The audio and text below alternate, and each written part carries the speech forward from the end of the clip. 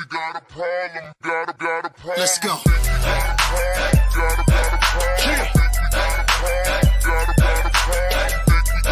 Get up. It's that club, baby.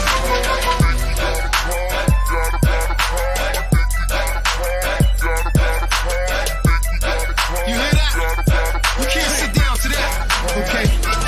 Yo, what up, y'all? It's your boy, Sheik Luch, LOXD Block, Silverback. Hey, yo, right now I need to shout out the Isupk classes. I want to give a huge, big, humongous shout out to all the UPK schools. We can't sit down to that. Shout out to Black Watch, hosted by General Johanna. Word, I need y'all to check out Cross the Line Radio as well, man. They've been open all week from 7 to 9. They ain't shut down because of the corona, the COVID and all that. They rockin' strong, you know what I mean? Think we got a problem, but really it ain't though. It's one of me and these bitches, I count about 3, 4. Think we got a problem, but homie just all talk. He ain't gonna pop a balloon with a pitchfork. Think we got a problem in the club with this dog. Rude boys, dogs, ladies, everybody.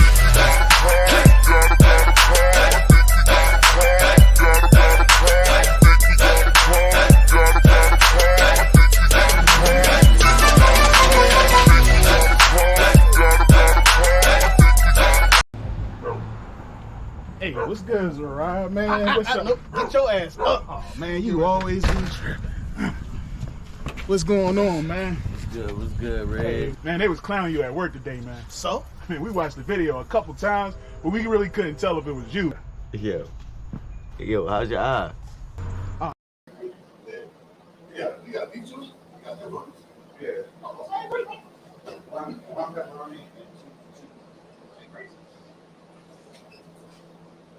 Right here. I think you up, sir. I think you lied, sir. About what? You lied? Yeah. Salakia. Yahweh Shemi Awashah Barakatah. Yahweh Shamar Al Thumba Shemi Hawashah. It is the ISUPK. It is the Israelite School of Universal Practical Knowledge out of Harlem, New York since 1969 under commanding General Johanna. Tonight's class is a class about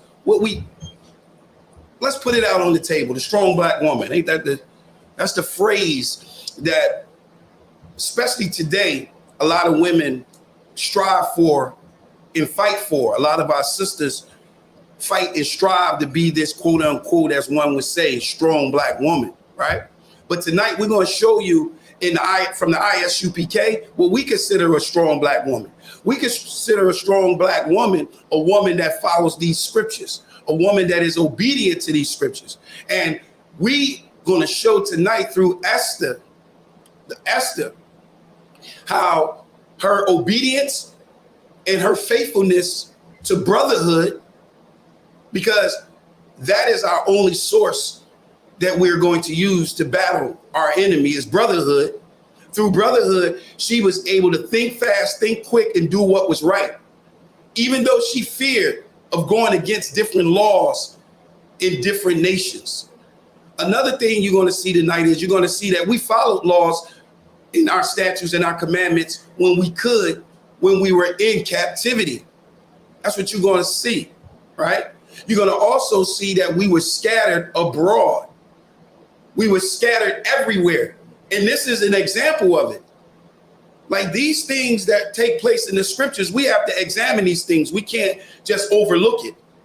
These things have to be examined. All right. So we're going to start this book, the book of Esther. We're going to start at chapter 1, verse 1. Now, what we did yesterday was Officer Azawar went right to the conclusion of the matter. He went right to Esther chapter 9. But we're going to do it like a movie. You know how you see the conclusion of the matter and then you do a replay of it? Well, we're about to do a replay of it. And we're going to try to get a chance to take a look at the things that went on internal dealing with this situation, and why we saying that Esther is a perfect example of what we call a strong black woman.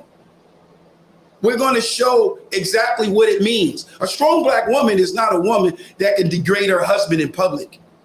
A strong black woman is not a woman that can do manly things, do masculine things. I'm going to give you an example, if I may. What's that movie? It's called The Green Latin or something. The boy, he was Green Ladder. Am I saying his name right?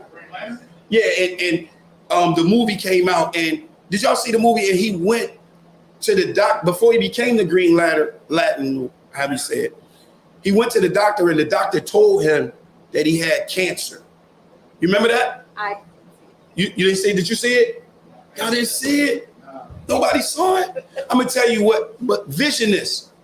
When the doctor was talking about he had cancer, I'm gonna tell you the difference between the man and the woman. And this is what makes you great.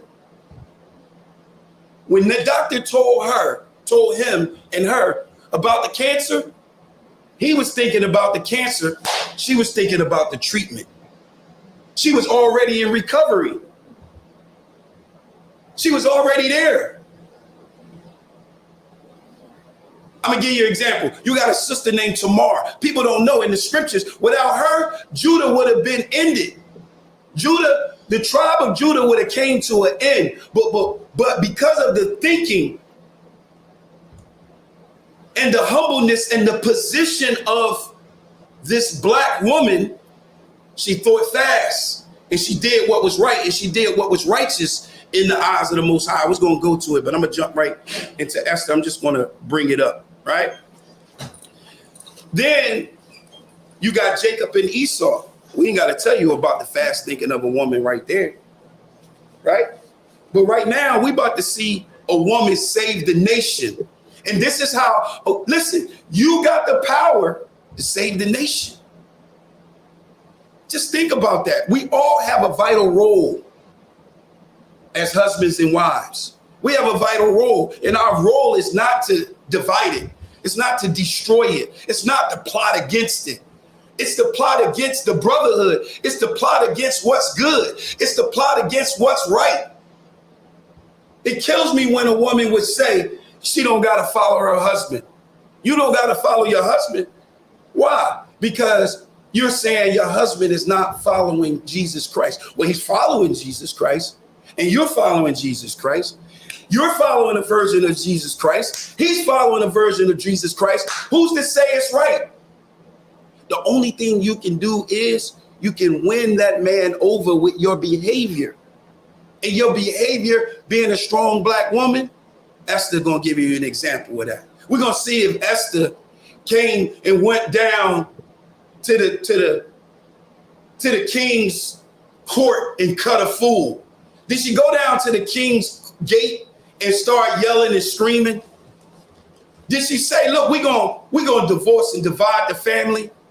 Did she say, okay, well, you know what? I'm just gonna worry about myself because I'm in a good position. I'm the queen. I'm in a good position, right? She could have did that. This is how you gotta be thinking. You gotta think about recovery. You gotta already be in recovery. That's what we need. We don't need somebody to come and try to battle and fight me and try to be masculine towards me. We don't need that. We need you to be in that position, because when you're in that position, you win me over. I hear you clearer. And we hear Esther. We hear her clear. Give me Esther 1:1 out. Come. This is the book of Esther, chapter 1 and verse 1. Read. Now it came to pass in the days of Ahasuerus. Now Ahasuerus would be what we call today Xerxes in the Greek, right? Go ahead. This is Ahasuerus, which reigned from India even unto Ethiopia, over 120 provinces. Now I'm gonna tell you why that's important. That's important to understand the mass of his empire, the mass of what he conquered.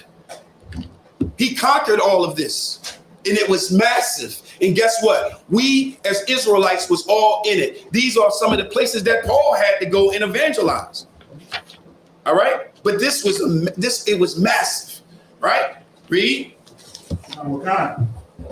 That in those days, when the king Ahasuerus sat on the throne of his kingdom, which was in Shushan, in the Shushan the palace, In the 3rd year of his reign. In the 3rd year of his reign, very important because it's letting you know that now in the 3rd year, it's the 3rd year of him doing this and creating and putting together this great empire with Israelites everywhere, Jews everywhere. Read.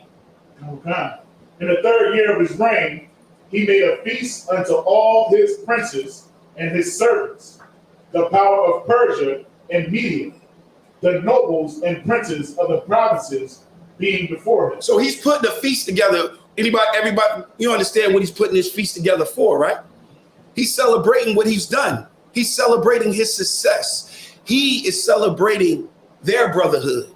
But their brotherhood is a conqueror of all nations. Remember, I'm saying this for a reason because they got their own law. They doing their own thing. And we're going to see that we were different from them. In this right here, a marker that we were the Israelites, that we were different from them. And y'all gonna see that. Go ahead. Verse 4.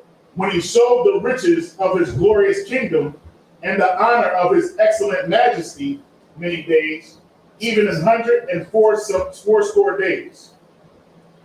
And when these days were expired, the king made a feast unto all the people that were present in Shushan the palace. So he's putting this big feast together, right?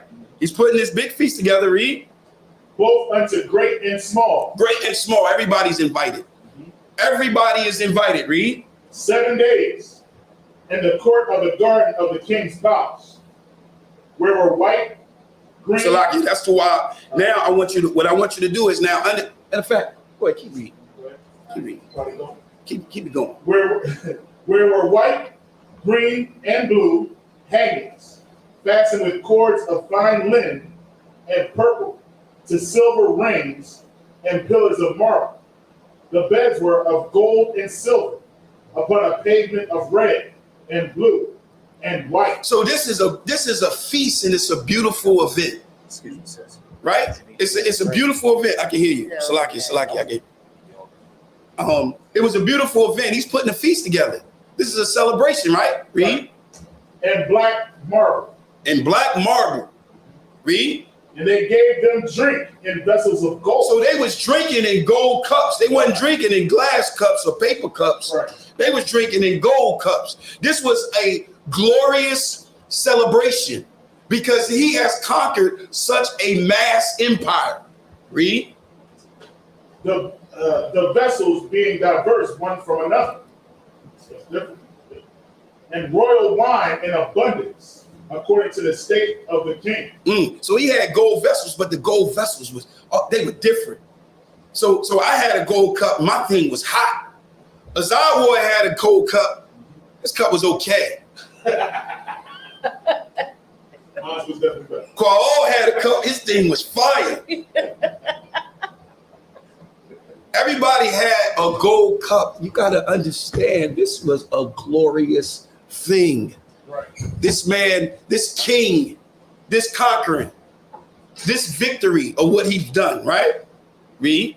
And the drinking was according to the law. Now, this is what's interesting right here, right? Mm-hmm.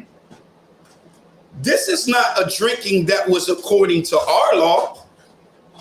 This was a drinking according to their law. Right.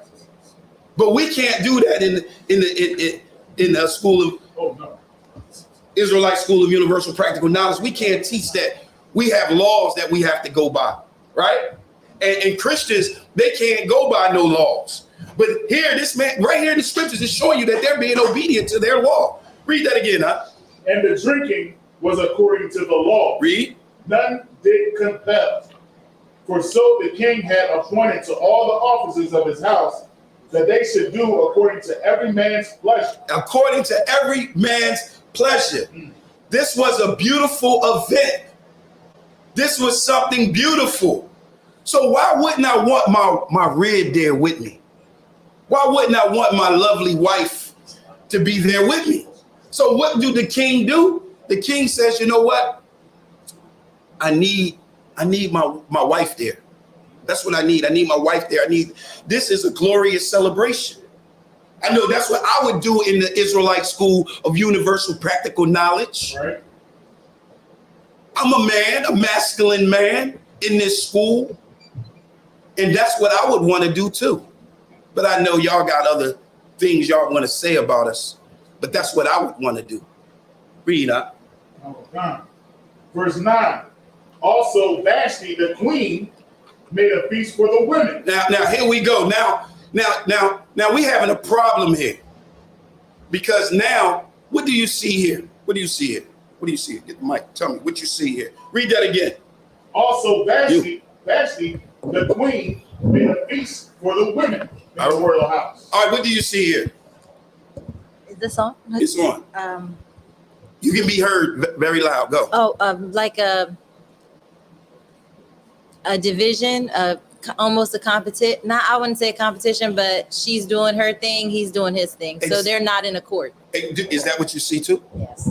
Is this a wise move? No. Honestly, is it a wise move? No. This is not a wise move at all. And let me listen. I'm looking in the scriptures, but I just don't see this behavior from our sisters in the scriptures. Now, I'm not saying that our sisters have not done things in the scriptures that I can find but I can't say off the top that I can go through the scriptures and say that we were introduced to such behavior. What do I mean by when I say we was introduced to such behavior? You can speak, you can just talk. You have to rephrase that. Okay. Prior to this event that took place right here, I can't say that I've seen behavior where a woman was so disrespectful to the husband. I can't say that I have in the scriptures. What about you, Isupk? I can't. And the question is, we're being introduced to this. Think about it. The sisters are present. You got Jews, you got other nations, you got the queen. The queen says, no, I'm not going to that. I'm going to do my own thing. We're seeing that. The sisters is seeing that. They're being introduced to that. Like, for instance, one day you didn't do birthdays. One day, once upon a time, you didn't do Christmas. You didn't do Easter. You didn't do all of these things. Those things was introduced to you. They was introduced to you through other nations. This right here is the introduction of disobedient. That's what this is. This is an introduction to that. This was a threat to their brotherhood, because remember, he was doing a feast and he wanted to invite everyone, and he invited his wife and his wife's. This is the conclusion. Read that again, verse 8. Salakia, verse 9. Verse 9. Read. So the book of Esther, chapter 1 and verse 9. Also, Vashti, the queen, made a feast for the women in the royal house, which belonged to King Ahasuerus. What's heavy is not only did she do it, but it's in his house. Unfortunately, I know this is heavy for a lot of sisters, but it is his house. Even if he's not making the most money, even if that brother is a little down or whatever is going on with that brother, it's still his house. It's still his house, because according to the scriptures, that's your head. That's how you are blessed. A lot of sisters try to wonder why a lot of things is going on in their lives right now. It's because you're not keeping that holy order. You're going against it.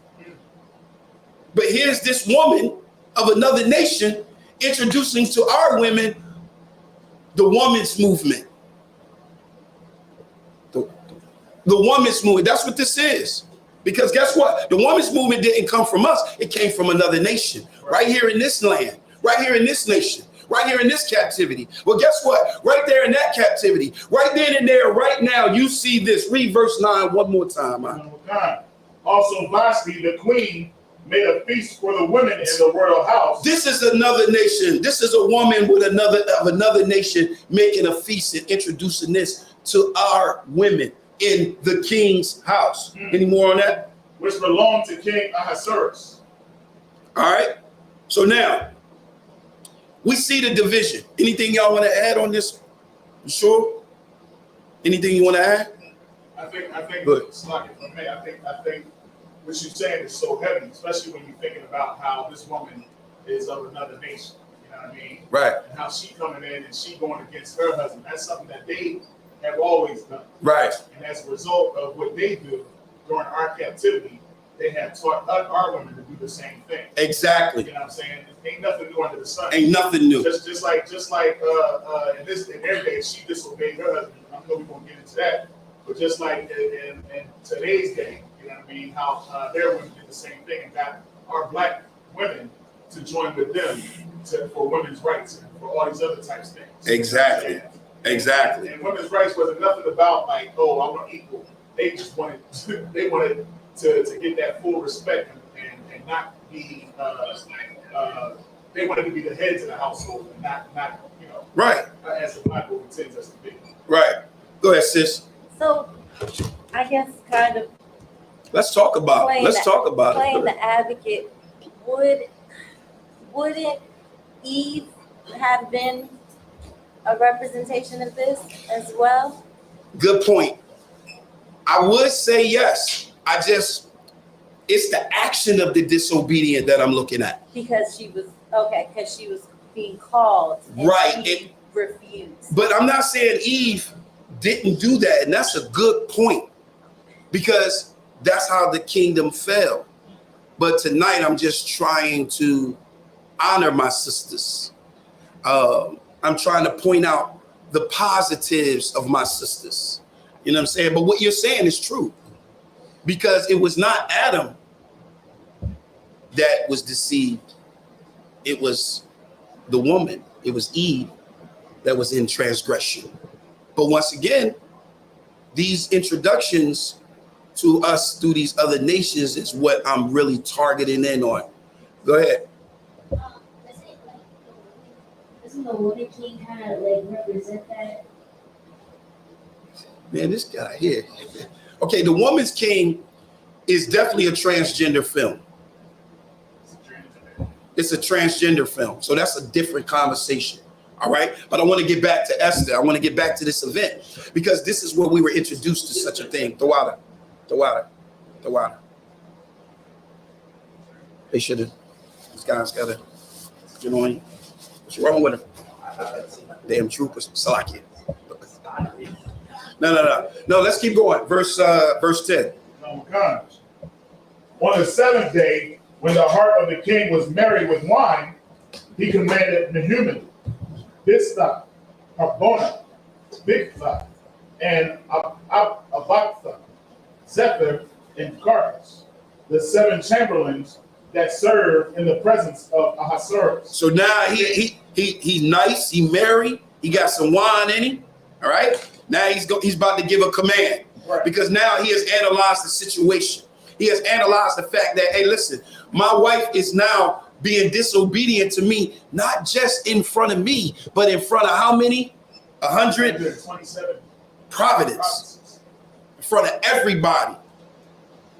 You talking about getting on CNN.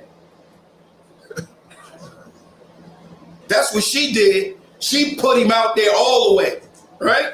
So now he thought about it and he said, okay, this is what's going to happen. Read verse 10. Verse 11. Salaki, verse 11. To bring Vashti the queen before the king with the crown royal. What's wrong with this guy? Crown royal. To show the people and the princess her beauty, for she was fair to look on. Read. Verse 12.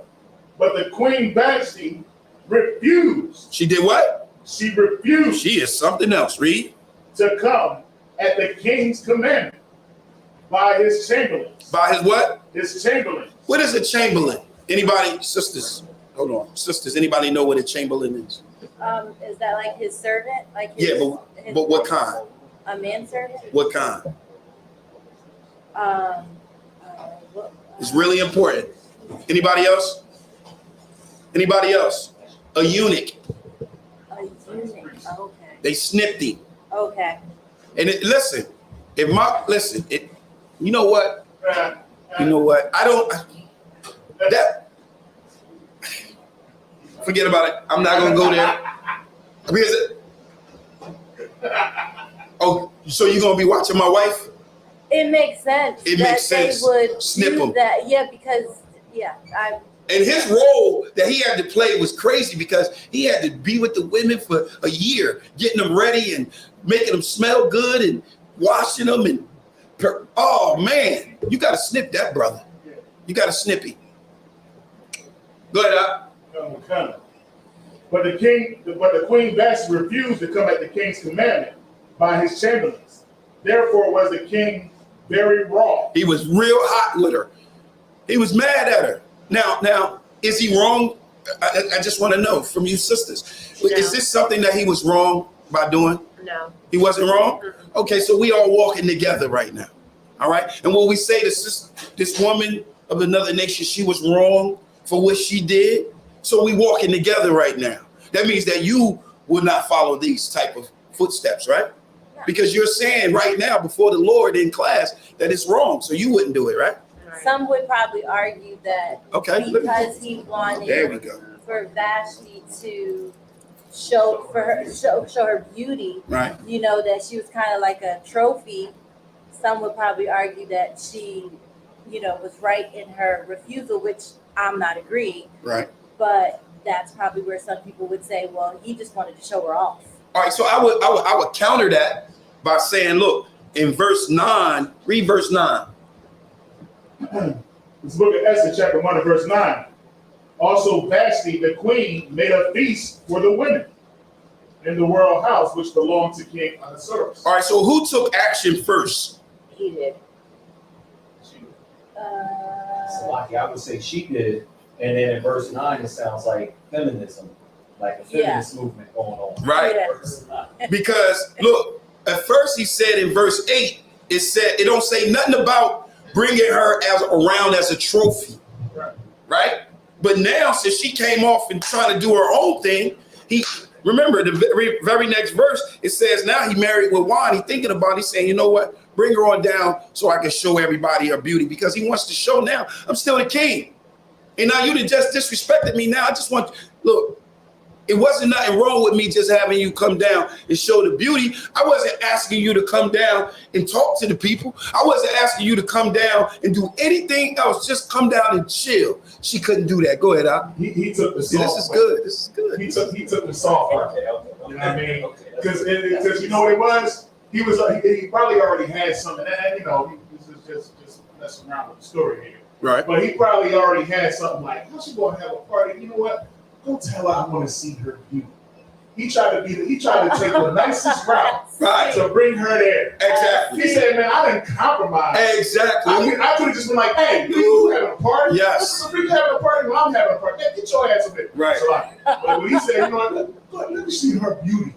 And she refused even. Right. And you would think that she would want to do that. No, she's like, I ain't trying. Because she was like, I know what he really That's the biggest selfie on social media ever. Right. He said, come on down and show your beauty. Show your beauty. She couldn't do that. She didn't want to do that, right? So now, because she didn't want to do that, and he got with his advisors, look what they said. Give me verse 15. Let's move forward. Verse 15. We going to drop down 15? We're going to, Salakia. Did we read verse 12? We did. All right, yeah. Verse 13. We was wrapping up. All right, so Adam is angry was at 12. Go ahead. You want me to No, go ahead, read it. All right, verse 13. Then the king said to the wise men, which knew the times, for so was the king's manner toward all that knew law and judgment. So they were being faithful and obedient to their own law. Right. And a judgment had to come down.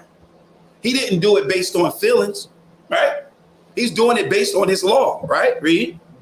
And the next unto him was Karshina, Shathar, and Mantha, Tarshish, Nerez, Marcina, and Memucan, the 7 princes of Persia and Media, which saw the king's face, and which sat the first in the kingdom. What shall we do unto the queen Vashti, according to law? According to what? According to law. Notice they still within their law. It's no feelings involved. Right. It's no hypotheticals. It's strictly by law. And I think that's one of the things that we fail here as Christians. We don't really understand that everything is done through orderly conduct, and it's through the law. Adam operated in the law. That's what gave him life, right? That's what gives us life. But when we leave that law, what happens when we leave the law? Who got the precept? Who got the precept? When we leave that law, what happens? Because look, everything that we reading is about their law. He's not taking actions and getting mad, anything except according to their law. Guess who ain't going by their law? The wife, Vesta. She has not mentioned it. What would Vesta be operating out of? Baruch 4. Baruch. You got it? Who got that law piece? She's operating out of feelings. She's operating out of emotions. Am I right? If I'm wrong, just correct me. It's her feelings. What do we struggle and fight with today with our sisters? And what our sisters struggle and fight with? Your feelings, your emotions. You'll let your feelings do something catastrophic to your family that'll last forever. You got that? What happens when you leave the law? Who got it? Baruch. Hey, what verse, sir? Isn't that 4 and 1? Come on. Y'all got to be faster than that. Get it. The book of Baruch, chapter 4, verse 1. Read. This is the book of the commandments of God and the law that endure forever. It endure for how long? Forever. So our law endured forever. So we're supposed to be operating just like they're operating. We're supposed to be going to our law to solve our issues and solve our problems and get situations dealt with. Read. All they that keep it shall come to light. Come to what? To light. This is how life comes to you. Right? Read. But such as leave it shall die. That's what will happen with our law. So we have to be just like they were. Let's get back to Esther. We have to be just like they are. Any questions about what we're reading so far? All right? Oh. Ooh, you got something? I just wanted to know what nation, or does it ever say in the Bible what nation she was from? Who? Esther? Vashti. No, it doesn't. But I'm assuming that she probably Persian. I don't want to guess, but I will get that from the general, from the captain. All right, you got it. Next up. Let's get it. What shall we do unto the queen Vashti according to law? Because she have not performed the commandment of the king Ahasuerus by the chamberlains. Read. And Memucan answered before the king and the princes. Vashti the queen have not done wrong to the king only, but also to all the princes. To all who? All the princes. So she's disrespecting everybody. You disrespect one, if you disrespect the head, if you disrespect the head of your family, are you disrespecting your son too? Are you disrespecting your daughter too? Are you disrespecting the whole family? She only disrespected him, but he said, read it again up. And Memucan answered before the king and the princes. Vashti the queen have not done wrong to the king only. He hasn't just done wrong to you. So guess what? When you're being disrespected in your home, it's not being disrespectful to you only. When someone come up to your job and disrespect you at work, your woman, it's not just disrespecting you only. If someone come to your school disrespecting you, anything like that, as the head of a home, they're not just disrespecting you. Read up. But also to all the princes. They're disrespecting everybody. If somebody come to your home and disrespect your husband, they disrespecting you. That's heavy. You're the head. That's the head. Right. You don't disrespect your head, man. If you disrespect the head, everything falls, everything crumbles. Right. Let's get it out. And to all the people that are all in the provinces of the king Ahasuerus. So everybody is being disrespected. Go ahead, Al. It's like how Christ says, man, You know, basically, and I'm paraphrasing, you know, how you treat even the little ones is the same way you should treat me. Man. Damn right. You know what I'm saying? It's like you wouldn't treat Christ that way. Right. You know what I mean? When you're dealing with your brothers, you wouldn't yell at him or say all types of silliness to him when he asks you to do something. You would not too. You know what I'm saying? But that, you know, that's the one thing that you're not Christ. Look, damn right. I'm gonna show y'all one of our laws. Go ahead.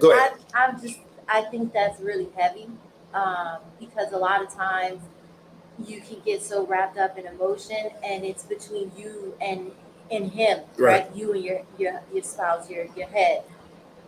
But to flip that and think like, I'm disrespecting you, I'm disrespecting our children, I'm disrespecting your dad, I'm disrespecting the school, like that's heavy. It's just one to think about it that way. That's pretty deep. And we should, and that's how we should approach it. We should approach it from that perspective, because give me Ephesians 5, show you one of our laws. Ephesians 5 and 22. Let me show you one of our laws. You don't mind if I get into one of our laws real quick? I'm not going to pull too many precepts, but I'm going to pull this law. And this is a law that every sister should walk with, because this is an example of what we're talking about right now, right? Which you got that out? Ephesians 5 and 23. Read. The book of Ephesians, chapter 5, verse 23. Read. For the husband is the head of the wife. The what? For the husband is the head of the wife. This is automatic. It's no way of getting around that. The husband is the head of the wife. It doesn't matter what you're saying about what you're saying.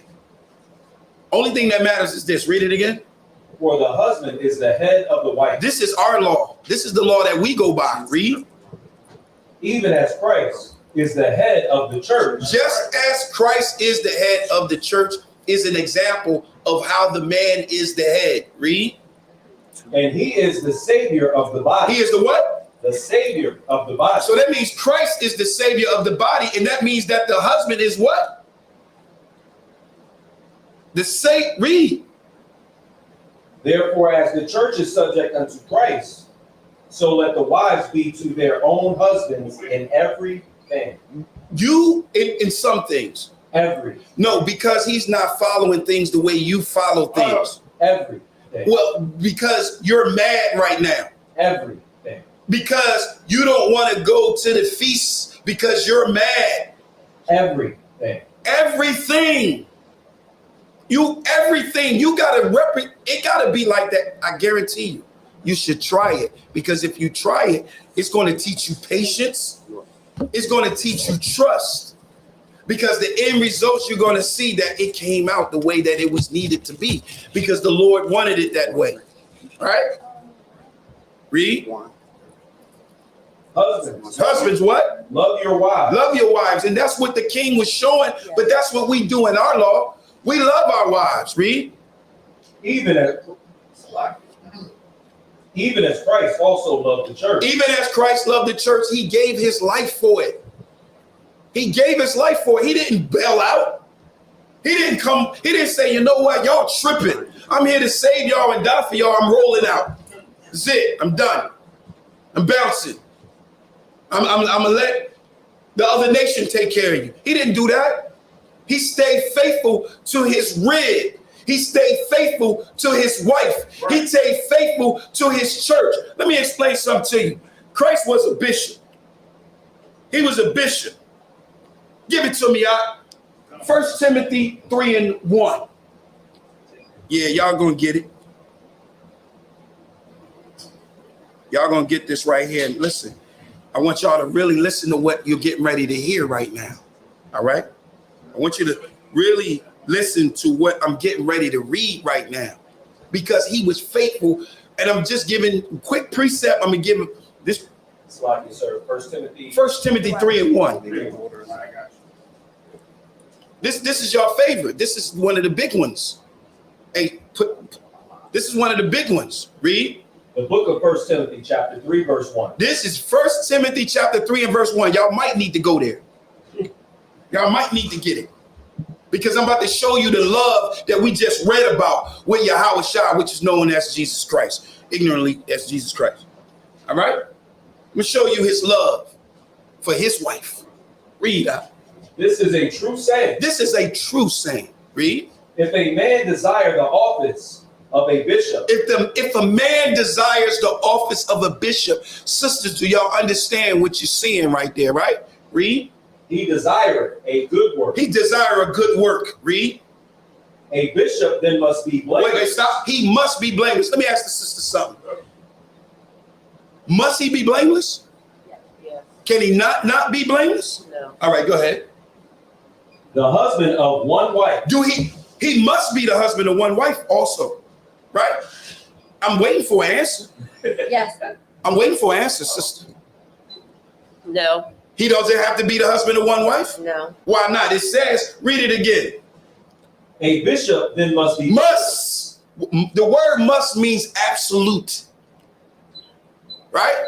Read. The husband of one wife. Are you saying that he must not be the husband of one wife? Hold on for a minute. Read. Vigilant. Must he be vigilant? Yes. But he doesn't have to be the husband of one wife? See the confusion? Go. That's not wife in the physical sense. Oh, wait a minute. I'm just reading what we read. You want to teach. It's like, no, but you're right. Baba Kasha. But what I'm trying to do is, right now, you got a sister that don't really see that. And I'm going to show that. I'm too wild. I'm too wild. God. Read it again. I'm going to show, look, listen what I'm showing you. I'm about to show you Christ's wife. Don't you want to see it? Mm-hmm. I would want to see it.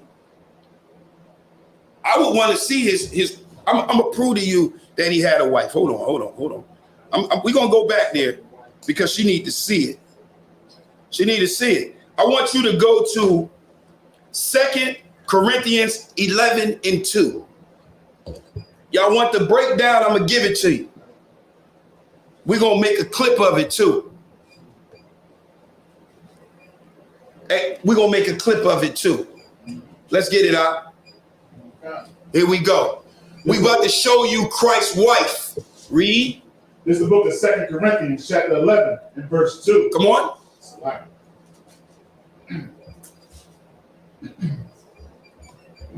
For I am jealous over you with godly jealousy. So this is Paul saying, I'm jealous over you, a godly jealousy. He's talking to the Corinthian church.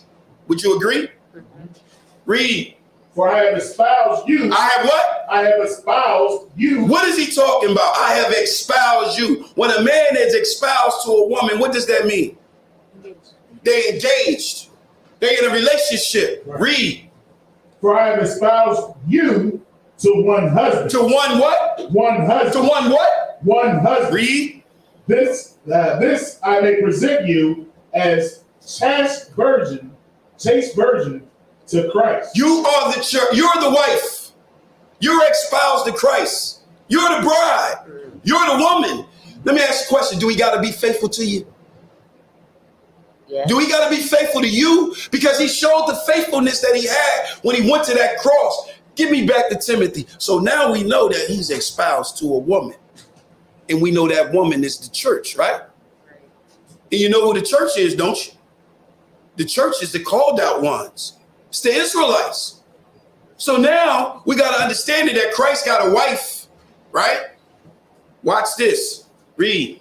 A bishop then must be blameless. A bishop must be blameless. Let me ask you a question, sis.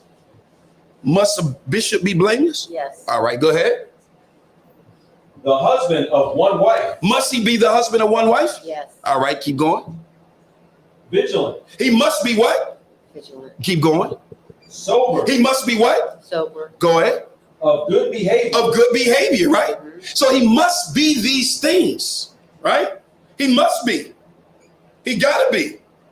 But wait a minute. It says he that desires the office of a bishop desires the good work. So now I gotta bring it home, right? Give me the book of 1 Timothy chapter 2 and verse 25. Everybody need to write this precept down. Because this right here is called a clubhouse killer.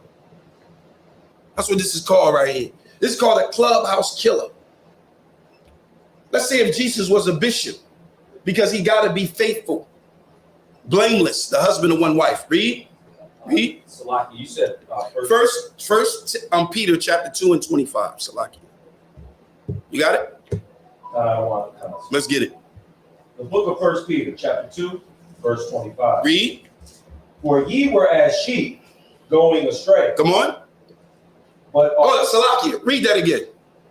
For ye were as sheep going astray. Who is the you is as sheep going astray? Who would that be, sis? Who would that be? Want me to read it again?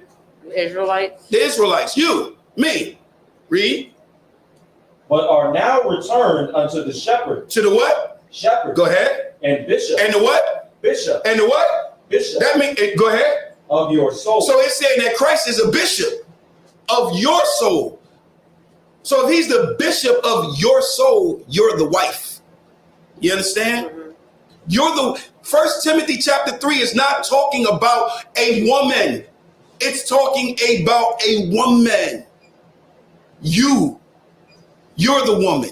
You're the bride. You're the body. You're the one that he's married to. You're the one that he's faithful to. So when he called, you can't be like Vastus. Am I saying that right? Name right? Vastus? Vasti. You can't be like Vasti. You got to go. When he went to the apostles and the disciples, he said, follow me. They didn't say later. When one said, I got to go and bury my father, he said, let the what? Dead bury the dead. Let the dead bury the dead. Let's roll out. That's how you should roll for your bride. That's how you should roll for your groom. That's how you should roll for your husband. Don't let nobody teach you and tell you to disrespect your husband. Let nobody do that to you. Because guess what? You got to stand that judgment. And when you die alone, you may not die with your husband. Do you think you're going to be judged with your husband? Yeah. No, you will. Your judgment is based on your relationship with your husband. Oh, okay. Your relationship, you're going to be judged based on your relationship with your brothers. You're going to be judged by that. Do y'all understand when people say, well, I'm going to leave this earth alone, I'm going to do this? No, you're going to be judged based on when you got that call. Did you act like the king of Persia, Xerxes' wife? Did you act like that? Did you act like that, sister? Or did you act like Esther? Let's get back over there. Salakia. I get a little passionate about this because this is a serious subject. This is a serious matter. When you destroy your family, that can't be of God. You can't say God is commissioning you to destroy your family. That sounds stupid. Will you stop at that? We are 17. All right, let's get it. Salakia. 1 and 7. That's chapter 1 and verse 7. Let's get down at verse 18. All right, come.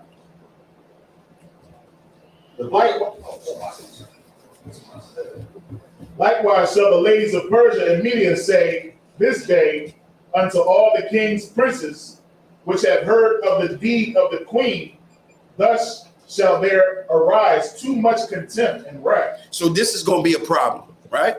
Read. If it please the king, let there go a royal commandment from him, and let it be written among the laws of the Persians and the Medes, that it be not altered, that Vashti come no more before King Ahasuerus, and let the king give her royal estate unto another that is better than she. Yo, let me tell y'all something right now. I'm in that position. Let me tell you something. You don't want to be a part of this kingdom, I'll give it to somebody else. That's what I'll do. If you don't want to be a part of this kingdom and you don't want to follow the brother, then yo, guess what? That's what we got to do. Because I summoned you and you didn't come.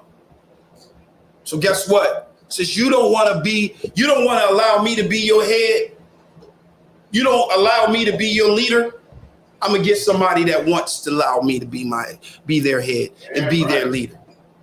That's what he's doing right now. That's what he's doing right now. Now, we don't do that in the Israelite School of Universal Practical Knowledge. What we do is, I'm going to let you know what we do. We try to work with it. We try to fight for it. We try to do whatever we can to make this thing work. But one thing we not going to do, we not going to break this law. Just like they were obedient to their law, why can't I be obedient to mine? There's only one way to love the Most High God, and this is to do what? To keep his laws, his statutes, and his commandments. Get a microphone to the brother back there. It is very vital and very important that we navigate that way. What you got out? No question. Go ahead. We read earlier in chapter, I want to say verse 15. Verse 15? Mm-hmm. What should we do unto Queen Vashti according to the law? Mm-hmm. And the verse we just read, it was saying, if it please the king, let there to law commanded from him, and let it be written among the laws. Right. So does that mean they went to look for a law and there wasn't one? Now, you know what it is? It could be, right. It could be that, but it also could be that because he's the king, the law is being established. Remember, these providences, he was just establishing these providences. You got something on it? Yeah, okay. Like this, we're not dealing. This is not an Israelite. Right, and keep that in mind. This is not an Israelite. You got to understand, like they was making laws as it goes along. He asked her to come, and then now that she didn't come, now all of a sudden that was a commandment that was broken. You know what I mean? He just made a law on the spot. But there is a law, and if we look at Ecclesiastes chapter 26 and verse 26, you know what I mean? I'm gonna read it real quick. Go ahead. It says, "If she go not as thou wouldest have her, cut her off from thy flesh, and give her a bill of divorce, and let her go." Right. You know what I mean? Now understand, when Christ came, he said, "Nah, that's your rib forever." Right. You know what I mean? Understand that, because we were quick to do this. You know what I mean? Hey, she ain't set the microwave levels right, man. It's over. It's over for her, man. You know what I'm saying? Because of the hardness of our heart. You see what I'm saying? But right. the most right. But that's what Christ was like. Look, man, nah, it ain't supposed to be no bill of divorce. That was given because of the hardness of your heart. It's like. That's right. Because of the hardness of your hearts, suffer you to put away your wives. But from the beginning, it was not so. We don't put away our wives unless it be for fornication, which is adultery. That's right. And guess what? She got to understand, when you go marry another, if it's not for that, go ahead. If it's not for that, she marry another, that person, and she is an adulterer. Yes. So could it be said that this introduced to the men the hardness of their heart? Like, yo, if she doesn't listen to you, cut her off. Well, no, I would say that was introduced to us in Egypt, because when we came out of that captivity, that bondage, that was the reason why we was putting our sisters away, because of the hardness of our hearts. We had the women had learned different ways of the Egyptians. Remember, they was complaining about going back, and the men just couldn't deal with it. So now what we have to do is, as brothers in the school of Israelite School of Universal Practical Knowledge, we got to deal with it. But what we try to do is we seek counsel. We seek counsel from the head. And when we seek counsel, we seek counsel from wiser men that give us great counsel. Great counsel. It really is. Great counsel. Now, you don't got to follow that counsel. But guess what? If you don't follow that counsel, you got to reap the repercussions for not following that counsel. All right? Because that's what was happening right here. What was happening, they was having a council. And they were saying, what do we do? How do we determine how to handle this? Right? That's what was going on. And he said, listen, you got to establish this. And that's what would happen. Read verse 19 again. If it please the king, let there go a royal commandment from him, and let it be written among the laws of the persons in the need. So let a commandment be, let a commandment be put down. A commandment is a law, right? Excuse me. He says a royal commandment from him, and let it be written down. So that's where you hear the writing part. That's where you hear the evolution. That's where you see the growth of his kingdom. Everybody with me? Go ahead. That it be not altered. That Vashti come no more before King Ahasuerus, and let the king give her royal estate unto another that is better than she. All right, so she's done. She's done. Oh, God. Huh? Go ahead. I'm gone. No. Oh, go ahead. Go ahead. And when the king's decree, which he shall make, shall be published throughout all his empire, for it is great. All the wives shall give to their husbands honor. Give what? Shall give to their husbands honor. So by the time when they see what he about to do to her, the women are going to honor the man, because nobody wants to go through that. Nobody wants to lose your head. But for some strange reason, here in the United States of America, this is something that our women love to run to. You love to destroy the family. You love to blow it up. And listen, don't get it twisted. Men do that too, because of the hardness of their heart, suffer them to put away their wives. But this is not something that we should be doing. Right. All right? This is not something that, look, one did it, now everybody wants to do it. And that's what they're concerned about. So they're saying, hey, listen, once you do this, this is setting an example across the board. An example for all of the women, right? That they should honor their husbands, right? Read. Both to great and small. And the saying pleased the king and the princes.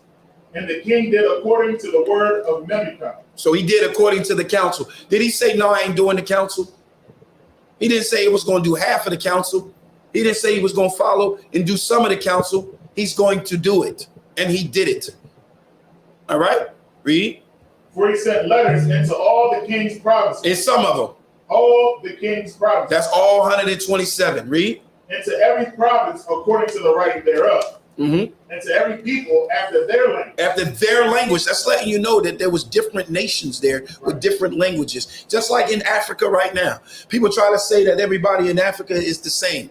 The Africans were selling Africans. No, it was different. Different land. I mean, different people, different languages. Right? The same thing we see here. Read.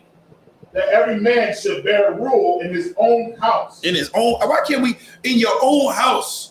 They lay a rule and a law that you rule in your own house. Because if you disrespect me in this house, you disrespecting the whole house. Read that. And that it should be published according to the language of every people. All right, read chapter 2 and verse 1. After these things, when the wrath of King Ahasuerus was appeased, he remembered Vashti and what she had done, and what was decreed against her. Come on. Then said the king's servants that ministered unto him, let there be fair young virgins sought for the king. Mm-hmm. And let the king appoint officers in all the provinces of his kingdom. Come on. That they may gather together all the fair young virgins unto Shushan, the palace, to the house of the women, unto the custody of Haggai, the king's chamberlain, keeper of the women, and let their things of purification be given them. Let them be purified. They're going to be washed and cleansed and purified. We're going to get them right. Right? Read. And let the maiden. Let the what? Let the maiden. Who is the maiden? One of the sisters. Who is the maiden? The woman slaves, like the servants, the servants for the women. Read, listen. Read verse 3 and verse 4. Listen. Read. And let the maiden which pleaseth the king be queen instead of Vashti. Oh, the women were the queen, like the women that were competing for the king's affection. Which are what? Virgins. Which are virgins. Yes. What is a virgin? Uh-oh. A woman. Genesis 24 and 16, sidebar. Go ahead. Genesis 24 and 16. Go ahead. We got to address it. A woman. Because, and the reason why, let me just, for the listeners, the reason why I'm addressing it is because I want people to understand that this ain't no pervert thing going on. All right? That's the what, no, this is not perversion or anything like that. All right? So I just want to lay out the virgin, but I also want to lay out the virgin for people that think about this virgin birth thing, you know, the magic thing. Go. It's a woman who's gotten her flower. What does it mean, a woman that reached her flower?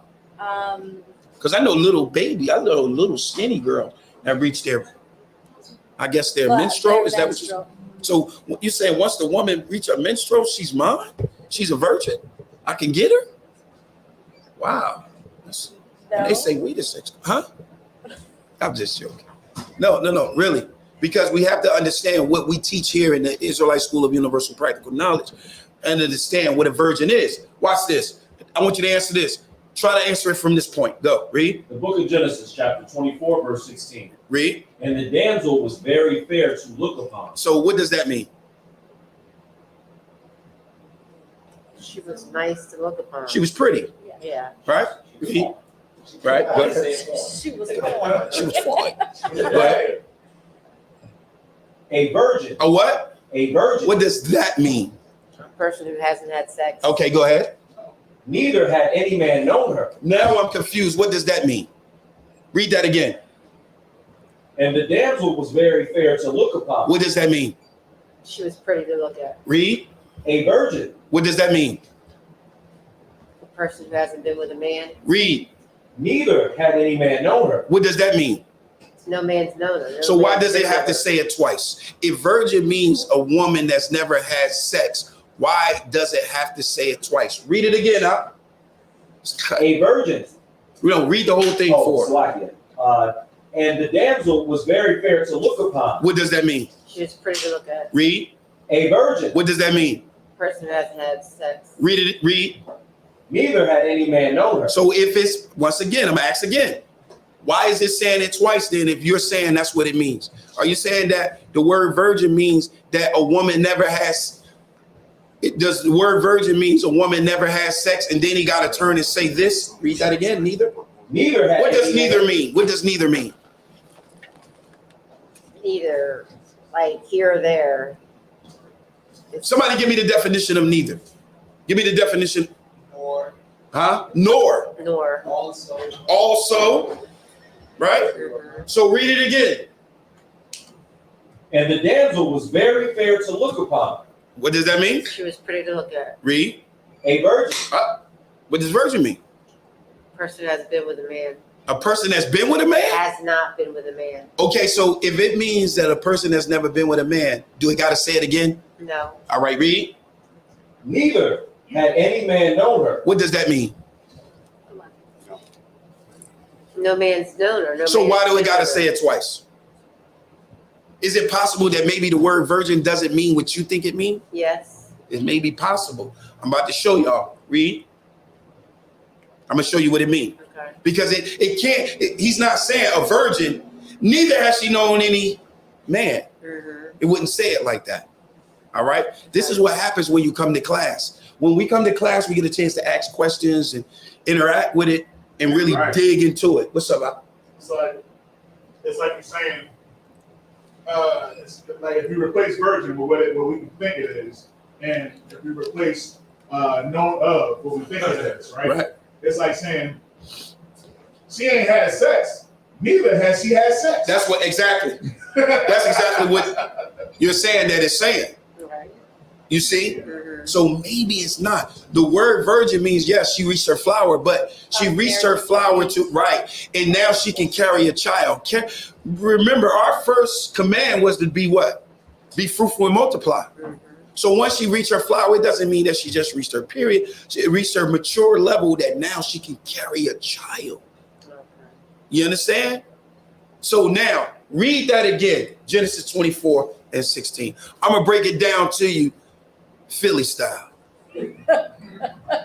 Read. And the damsel was very fair to look upon. Yo, she was nice. Did you see her? When I saw my Gia, I said, read that again.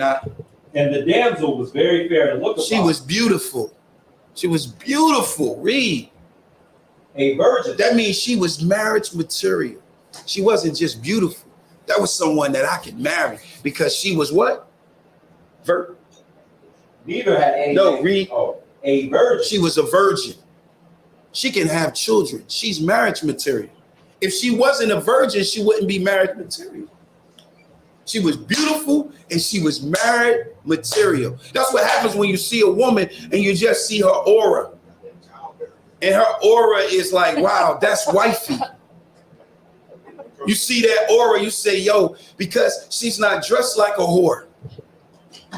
She's not dressed like that. She's dressed and she's covered and she's modest And then I'll say, what?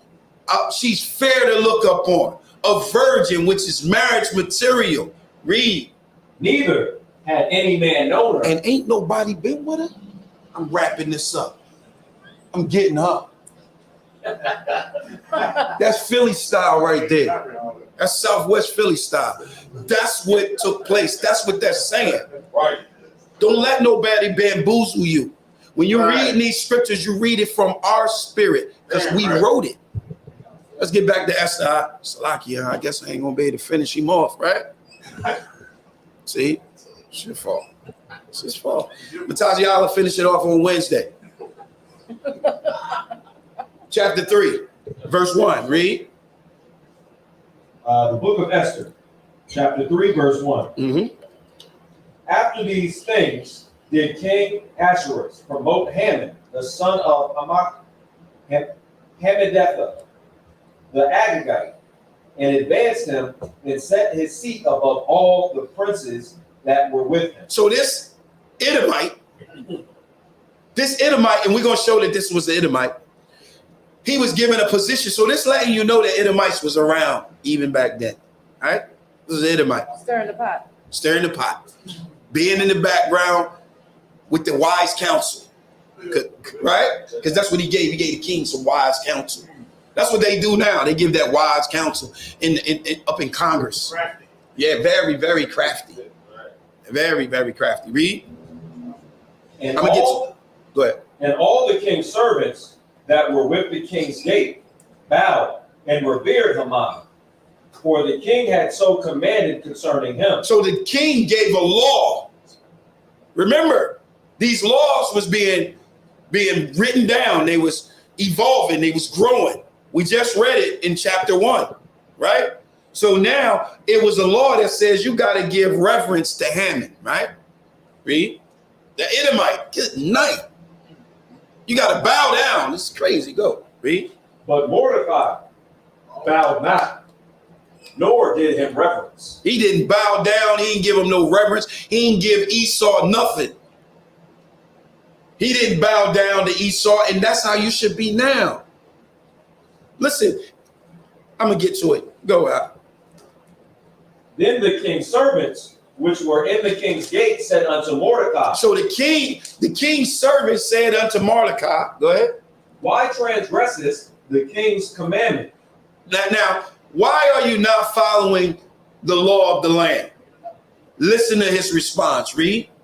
Now it came to pass, when they spake daily unto him, and he hearkened not unto them, that they told Haman to see whether Mordecai's matters would stand. So they went and they snitched.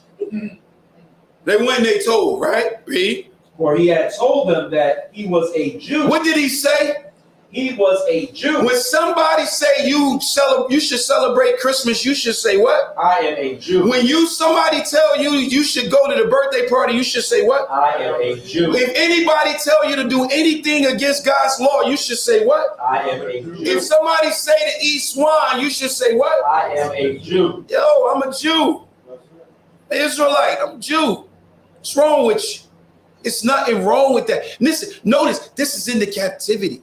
This is why this is big, because a lot of these Israelites today say we don't have to follow our law because we in captivity. I know you heard that before.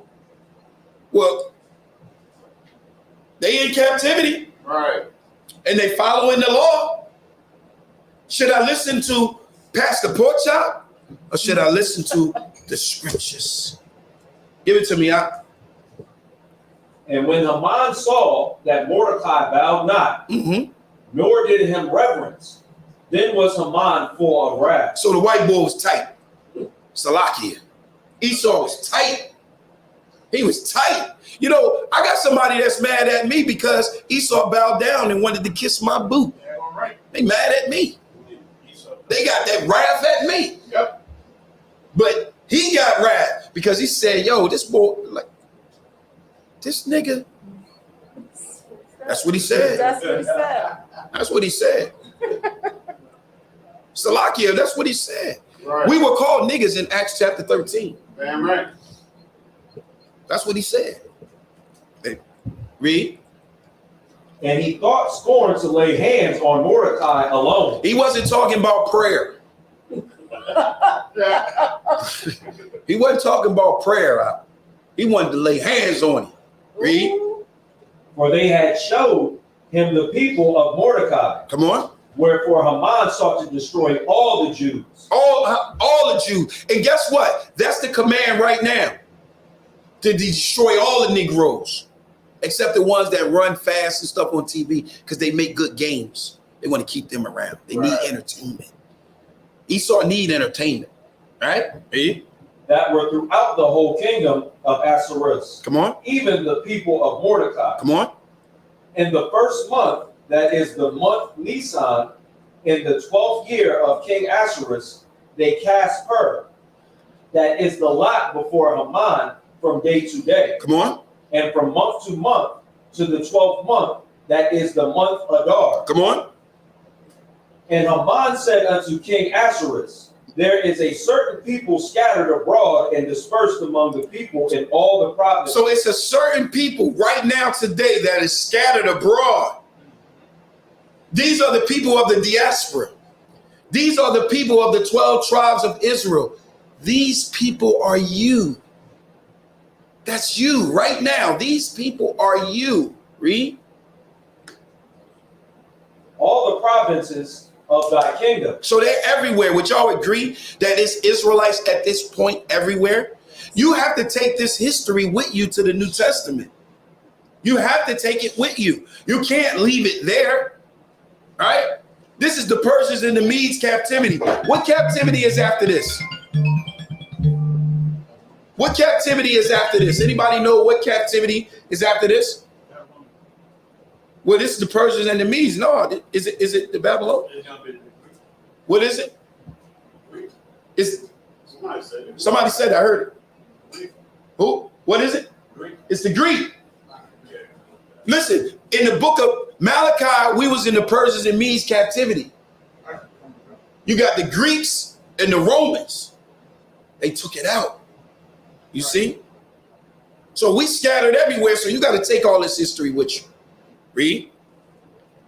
And their laws are diverse from all people. They what? Are diverse. They are different. Their laws is different. That's how you should be. That's how you become holy. That's how you become set apart. Right. How could you not be set apart? If you, listen, I got an atheist that lives across the street from me. And then I got a Christian next door to me. The Christian and the atheist both celebrate Christmas. The atheist and the Christian both celebrate Halloween. You look at their houses, they both got the same type of celebration up. Where you set apart at? When you come down my block, when you come down my street on Easter, Thanksgiving, or any of these holidays that you put any of this mess outside in front of your home to show that you celebrating, I'm set apart because I'm a Jew and my laws are different. Right. My ways are different. Damn right. I'm holy and set apart. And because of that, I'm raised above all people that are upon the face of the earth. And now I need y'all to come with me. I need y'all to hear what we are saying, and you need to come with us. Listen, together we stand. Divided, we gonna fall. I'm trying to tell y'all, we gonna fall, we gonna crumble. And right now, man, we at war. We at war physically and spiritually. But it's that spiritual battle is the one that's really the battle that we really got to fight, because you have to fight so many things, right? Salakia, I'm going off. Go. Where you at? We're still on verse 8, sir. Go ahead. Neither keep the king of Salakia. Neither keep they the king's laws. We don't keep the laws of the land. I know y'all heard in the Pastor Pork Chop told you, oh, you got to keep the law of the land. No, if the law of the land is exceeding the God's law, then I don't got to do it. You don't got to do it. If the law of the land say you can put your husband away, but the scriptures say you can't, you can't. If the scriptures say you're bound to him as long as he lives, you're bound. Period. That's your head. You are a representative of the church, and he's the representative of Christ. Don't y'all understand that? That is so vital and so big. What you got, Young? Genesis 3, verse 5. Hey, can you give him the mic? Like, we got to show the young brother some respect around. For God doth. Where you at? Where you at? Genesis 3, verse 5 through 7. Genesis 3, verse 5 through 7. All right. Go ahead. All right, go ahead. For God doth know that in the day ye eat thereof, then your eyes shall be opened, and ye shall be as gods, knowing good and evil. Okay. And when the woman saw that the tree was good for good, and that it was pleasant to the eyes, and a tree to be desired to make one wise, she took one of the fruit thereof and did eat. Come on. And gave also unto her husband with her, and he did eat. And the eyes of them were both open, and they knew that they were naked. And they sewed the fig leaves together and made themselves aprons. Okay, good job. You well read. Well read. Hey, let him read. It's okay. It's all right. Good job. Good job. And look, that's a good precept. All right. Where you at? Let's get back to Esther. Salakia. Read verse 8 again. The book of Esther, chapter 3, verse 8.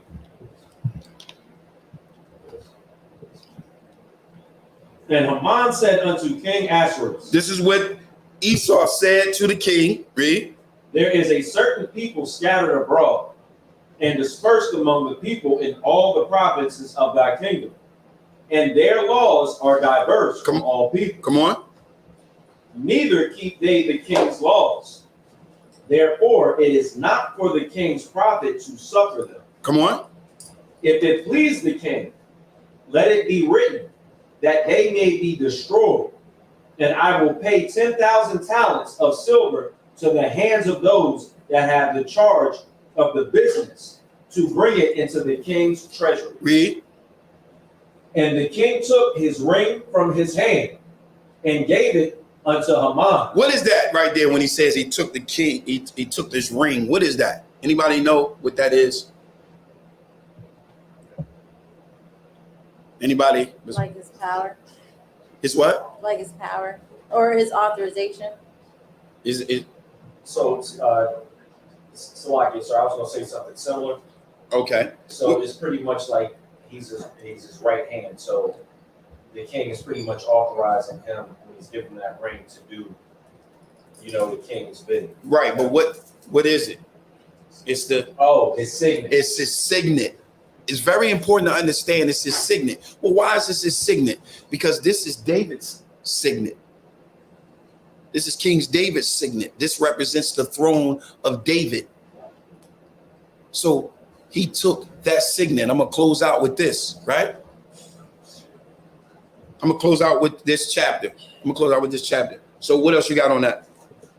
And gave it to Haman, the son of Hammedatha, the Agagite, the Jews' enemy. The Jews' enemy. So he gave authority, like y'all said, it's still the power, but he gave him a signature. You know what he did? He gave him a general power of attorney.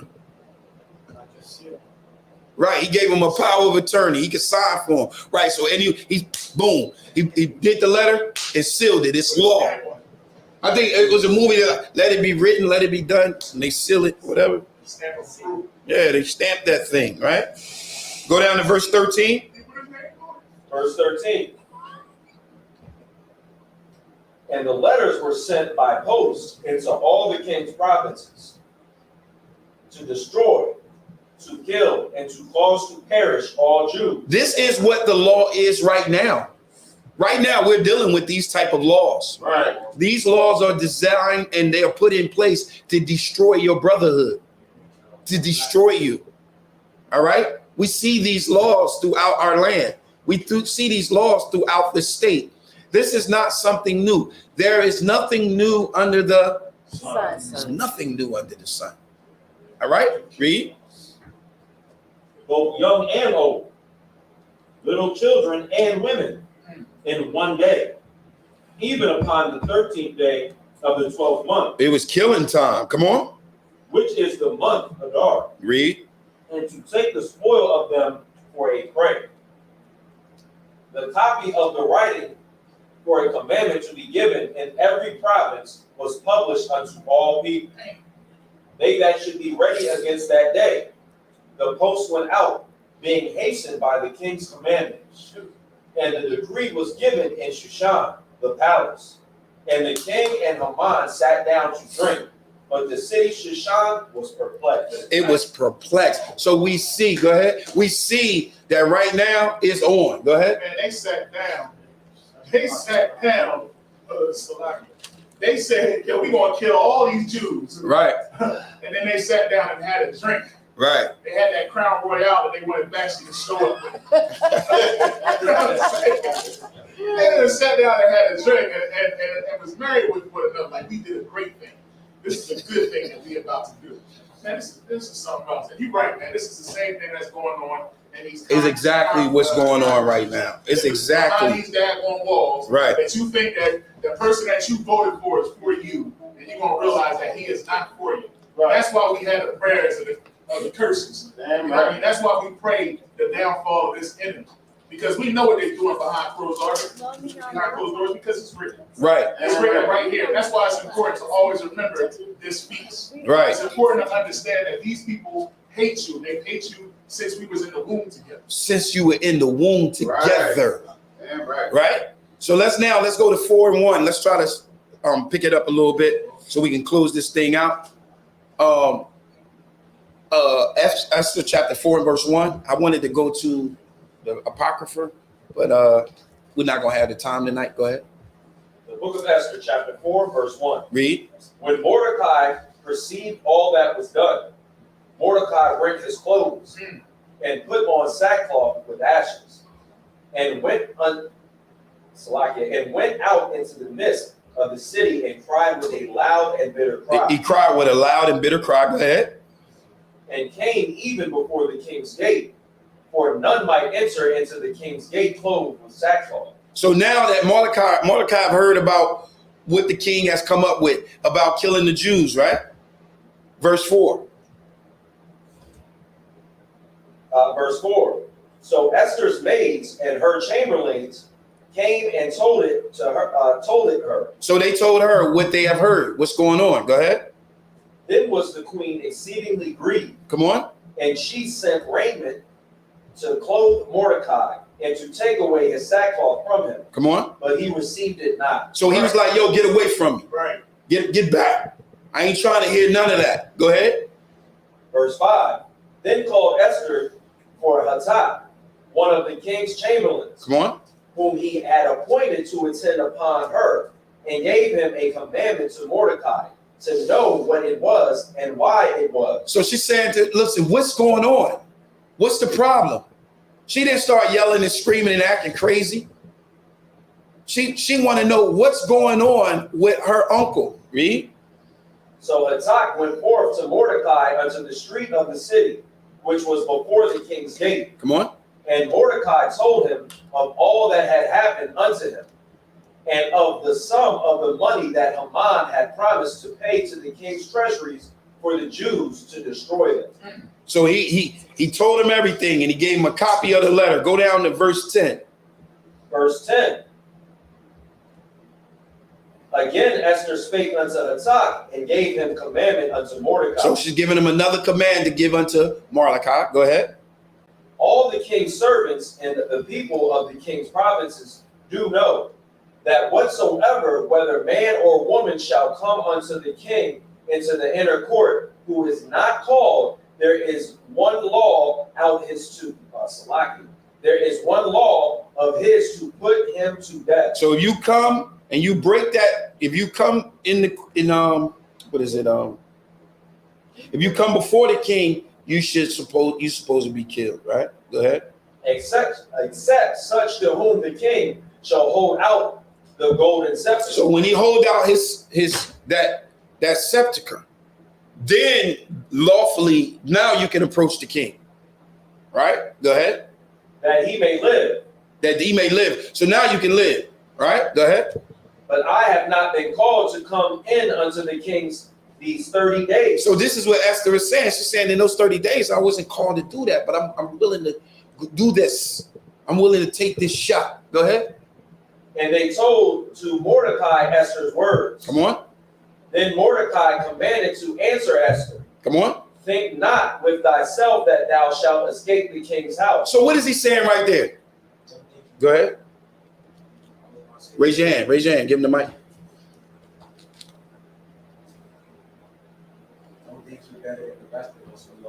I can't hear you. Don't think you're better than the rest of us. We all have the same bloodline. That's true, but I'm looking for a little bit more. Grab that mic, because I think that went out. Grab that mic. Yeah. A little bit more. Read that again. We got to move forward. We want it, but I'm going to tighten it up a little bit more. Then Mordecai commanded to answer Esther. So this is what Mordecai said to Esther. Read. Think not. Don't think for 1 minute. Go ahead. With thyself. Don't think about yourself. Read. That thou shalt escape in the king's house. That you're going to escape this judgment, this commandment that the king gave. Don't think you're going to escape it. Yeah, don't think you're going to don't think you're going to escape this. So she's listening to this. She's hearing this command. She's not ignoring it. She's not trying to be prideful. She's not trying to do what those women of Vashti is doing. Salakia. You know how to tear up a name. Go. Read. More than all the Jews. For if thou altogether holdest thy peace at this time, then shall their enlargement and deliverance arise to the Jews from another place. But thou and thy father's house shall be destroyed. Come on. And who knoweth whether thou art come to the kingdom for such a time as this? Come on. Then Esther bade them return Mordecai this answer. Come on. Verse 16. Go gather together all the Jews that are present in Shushan. Come on. And fast ye for me, and neither eat nor drink 3 days, night or day. So Esther's response, her response wasn't to get chippy. Her response was nothing like that. She said, listen, this is what we're going to do. We're going to fast. That's right. 3 days, 3 nights, we're going to get this thing right. We're going to petition our king. And our king is the most high power. That's right. That's what we're going to commission. Read. I also and my maidens will fast likewise. And so will I go in unto the king, which is not according to the law. And if I perish, I perish. So if I die, I die. Nice. This is a sister that's saying this. This is a sister that's putting that out there. Her response is, we gonna pray 3 days and 3 nights. She didn't say, I'm gonna yell and scream at you for 3 days and 3 nights. She didn't say, I need to be separated from you for 3 days and 3 nights. She said, listen, this is what we gonna do. If a sister was to say, you gotta respect that. Go ahead, Doc. She ain't say, give him the mic. She ain't say we're gonna vote. We're gonna vote. She ain't say we're gonna go march to the same one that's trying to kill us, right? And ask for mercy either. Right. You know what I mean? Because that's what some of our women, that's what some of our men are doing in these times. You know what I mean? We know that they're trying to kill us, and instead of us coming together and try to figure out a solution to separate and have our own, we too busy going to the same people that's trying to kill us and asking for mercy. Damn right. Instead of going to the Most High. Instead of going to the Most High, or exactly what this sister did. Right. Exactly what this sister did. Listen, put this out there. Don't yell at him for 3 days and 3 nights. Right. Don't ask him to leave the home for 3 days and 3 nights. Read one more time with our sister Esther, what was her response on how she should handle this matter. Read out. The book of Esther, chapter 4, verse 16. Read. Go gather together all the Jews that are present in Shushan. So go gather all of blacks, Hispanics, and Native American people in Philly, in Delaware, in Chester, in Chicago, in New York, and wherever you saying we at, because we scattered in all the provinces. Read up. And fast ye for me. And do what? Fast ye for me. Fast for me, because if I die, I die. But fast for me. Read. And neither eat nor drink 3 days, night or day. Come on. I also and my maidens will fast likewise. We gonna do the same thing. Right. That's that brotherhood. That's that unity. That's that one body. That's why this class should be filled, because this night is about our sisters. This is to change our philosophy and our thinking and our approach of our sisters. Because if we can understand that our sisters was Esther, and we can understand that our sisters was Mary, if we can understand that our sisters was Sarah, if we understand that our sisters were these great women psychologically, we're going to approach them different. We're going to handle them different, right? That's what we're going to do. Read. I also and my maidens will fast likewise. We on with you. We're with you. One body. Read. And so will I go in unto the king, which is not according to the law. So I'm going to go in and do something that's not according to their law, but I'm going to rely on our law. Read up. And if I perish, come on, I perish. Come on. So Mordecai went his way and did according to all that Esther had commanded him. He didn't him. say, yo, I'm not listening to her. He didn't say, yo, whatever, she tripping. We got to fight. Go get the guns. Go get the swords. Go get what we need. What Esther said was the greatest war, the greatest weapon, the greatest thing you can do.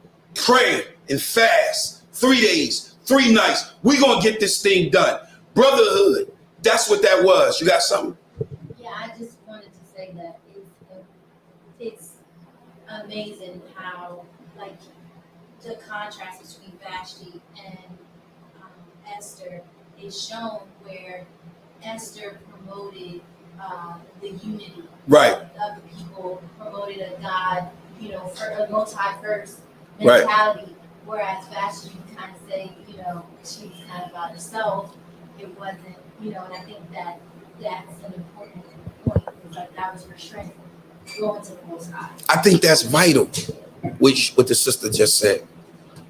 What the sister just said was she didn't think about herself. She thought about the unity of the people. She thought about her head. She thought about what was right for the people. That's what we need. We need our sisters to think and do what's right for the people. Because if you do that, yo, we strong. Yo, we about to do this thing. But together we stand, right?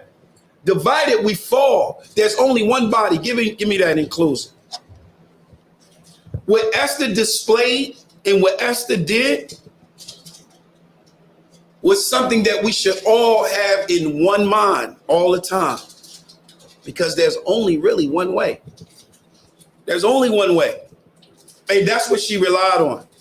That's what she relied on, the source that would win the battle, that would win the fight. You got it? Sir. Read. The book of 1 Corinthians. Ephesians, Salakia. One body. One body. Ephesians 4 and is it 4? Salakia. Go ahead. You said Ephesians 4 and 8. Read. The book of Ephesians, chapter 4, verse 8. Come on. That's it. Wherefore he saith, when he has ascended. Oh, Salakia. Nah, that ain't it. You tripping. It's 4. It's 4 and 4. Ephesians 4 and 4. The book of Ephesians, chapter 4, verse 4. Read. There is one body. There's only one body, and she displayed that. This is the mindset that we have to have. It's only one body in your home, and that one body is connected to that one body, which is Yahweh Shah Mashiach. Speak up. Verse 3. Go ahead. The book of Ephesians, chapter 4, verse 3. Read. Endeavoring to keep the unity of the spirit in the bond of peace. That is heavy right there. The water. It is the unity That's the spirit that we should have. That unity. That's what Esther was operating in. She didn't, like the sister said, she didn't think about herself. She thought about the unity of the people. Read. There is one body. There's what? One body. No, there's two bodies. One body. There's only one body. That's the mindset. One body. You got to be thinking in that oneness. If you think in that oneness and you're thinking about the holy order, it should always flow like a river. It should always go good. Because guess what? If you're doing thus saith the Lord, now you can say, well, Lord, why? I'm doing what you said. Then you would have to be patient and you would have to allow the Most High Spirit to handle the situation, to handle the problem. Go ahead. And one spirit. There's only one spirit. There is one body, one spirit. Read. Even as ye are called in one hope. Is even in one hope. You got Baptist, Pentecostal, you got AME, you got all these different hopes. But there's only one hope. And that hope is in Yahweh Shai Mashiach. It's not in any other hope. Read. In one hope of your calling. Come on. One Lord. One what? One Lord. Read. One faith. Come on. One baptism. One baptism. Come on. One God. Come on. And Father of all, who is above all, and through all, and in you all. And this is what we need. One more. But unto every one of us every one of us, blacks, Hispanics, and Native Americans, read. Is given grace. Is given what? Grace. Come on. According to the measure of the gift of Christ. The gift of the Mashiach. All right. So that's what Esther displayed. That's what Esther did. She operated, like the sister said, on that one body, that one mind. She didn't just think about herself. All right. Is there any questions based on the class tonight? This will be the closing of the Feast of Purim tonight. I'll answer you afterwards. Anything? Anybody? I would just say the scripture where it says the Lord is my strength, Mm-hmm. I think is kind of like the whole thing. The whole thing. I like that. I like that. I like that. Anything? Anybody else? All right. In saying that, I'm going to pass the class over to Precinct Officer Matazi Allah. All right. Give it up. I think we can give it up better than that. That was an excellent class tonight. I'll put it in. All right, Isupk security announcements. Rules for new brothers and sisters.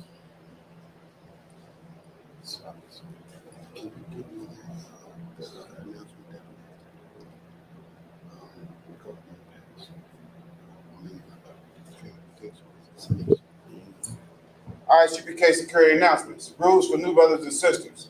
When a new brother or sister comes into the school, they're off limits for 6 months. They are to be saluted only. They are here to learn and shed themselves of the world. If they need transportation, the teacher will arrange it. After 6 months, if a brother or sister has an interest in a particular person, they are to seek counsel from the heads. Tithes, which is a commandment. Numbers 18:21, Malachi 3:8-10, means 10th in Hebrew, Ma'ashera. 10% for every penny of any increase the Lord gives you. Priest funds, free will offering for the priest. It's not mandatory. It's whatever amount you like to donate. Upcoming holy convocations, we have the Passover. That's right. That's right. April 1st, Raleigh, North Carolina. And during the Passover, officers and their families are urged to use the shuttle service provided to each event due to the congestion in the city. There will be a concert, J. Cole, Dreamville, if you know about him, they will be in the same city having a concert, so it's going to be packed. So we urge everyone to use the shuttle services because traveling, driving, parking, all that is going to be a nightmare, all right? So prepare ahead of time. And if you're going to the Passover, make sure you prepare your houses properly because when you come back, we will be in the Feast of Unleavened Bread. All right. Anything else? I think that's it regarding the Passover. Am I missing anything? That's it. All right. If anyone wants to be a trooper in the school, start wearing all black boots, shirt, pants, headband, and scarf. And with that being said, men of Israel, Elijah, just need to stand. Men of Israel, Elijah Shabbat, Elijah, Barak, Yahweh Hashem, Yahushua, Rakadam, Yahweh Sar, which means turn to the sisters. Sisters of Elijah, which means to stand. We're going to get a sister of courtesy salute. Men of Israel, Elijah Shabbat, Elijah, Barak, Yahweh Shemar Al-Tham B'Hashem Yahushai, Yahweh